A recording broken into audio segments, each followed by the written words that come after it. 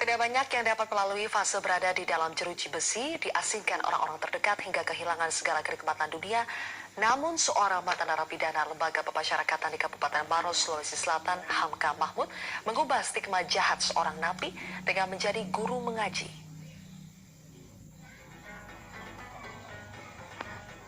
Inilah sosok Hamka Mahmud, warga Kecamatan Turikale, Kabupaten Maros, Sulawesi Selatan. Ia adalah seorang mantan narapidana di Lembaga Permasyarakatan Kelas 2A Maros. Kini ia telah bebas dan menjelma menjadi seorang penceramah dan ustadz yang mulai dikenal banyak orang. Ustadz Hamka lebih mendalami Islam saat masih menjadi warga binaan di Lapas Kelas 2A Maros 15 tahun lalu. Bermodalkan lulusan pesantren, saat itu ia memberanikan diri untuk berdakwah di hadapan ratusan warga binaan.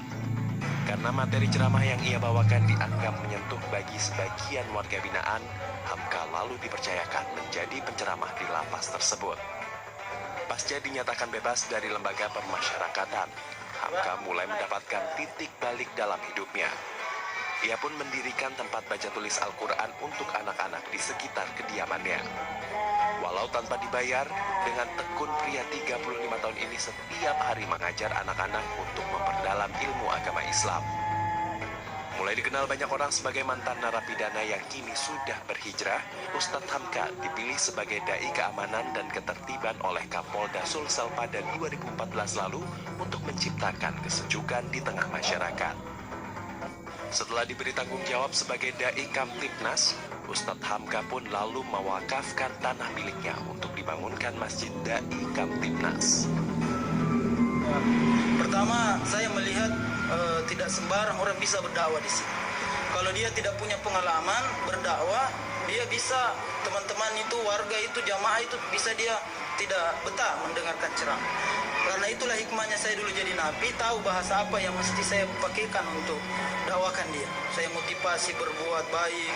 Saya kalau ada itu seperti tadi bawa kurma, kalau ada yang kasih jilbab, saya bawakan jilbab. Kalau lapas wanita, kalau ada titip Al-Quran, saya bawakan Al-Quran.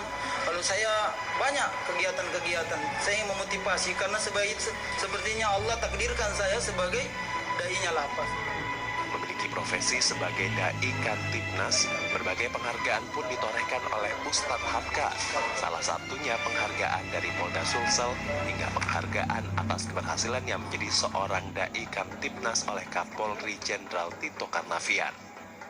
Beberapa lapas dan rutan di Sulawesi Selatan tempat ia berceramah antara lain Lapas Gunung Sari, Lapas Bolangi Goa, Lapas Wanita Makassar, Lapas Narkotika, Rutan Pangkep, Rutan Makassar, dan Lapas Kelas 2A Maros.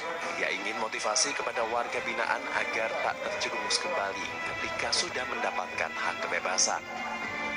Bagi sebagian warga binaan lapas, sosok Hamka Mahmud adalah panutan.